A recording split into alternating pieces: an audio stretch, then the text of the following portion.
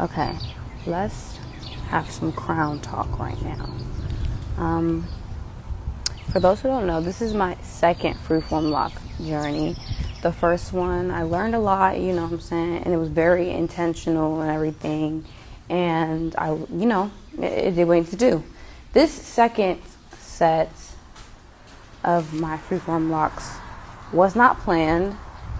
I was thrusted into it because, as you guys know, I did comb out my first set. I didn't really want locks anymore because I missed my fro. So this was definitely not a choice per se. Like, it was a choice as far as confirming it and just accepting it and embracing it once I saw that my hair was locking up again. But definitely was more of a initiation besides me, okay? I was very overprotective of my first set because obviously it was my first set. But this set has a completely different purpose. And I'm not saying I didn't have a choice in the matter, because obviously I could cut them off right now, comb out right now if I wanted to. But these were definitely birthed out of complete darkness, complete, shadow, and then phoenix. The first set I had, I probably confirmed I was probably going to do them once I took my very first shroom trip in 2020. That's how my first set came about. But I was completely sober when this happened. But I was definitely, still very, very, very low.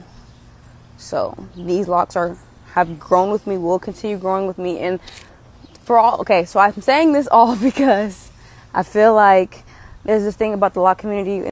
All right, last one. There's this thing about the lock community within the spiritual community that views their locks as very, very fragile, and it's always covered up head to toe every time. And I get that, I understand that. But depending on where you're at in your journey, and for a lot of people, sometimes this is not even their first lock journey.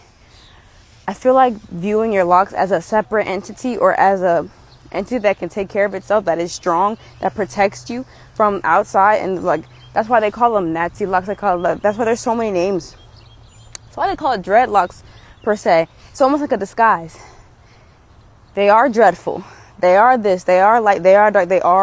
They just are, So, I don't feel like we need to be so over possessive or overprotective of our crown, because our crown is going to do what it needs to do.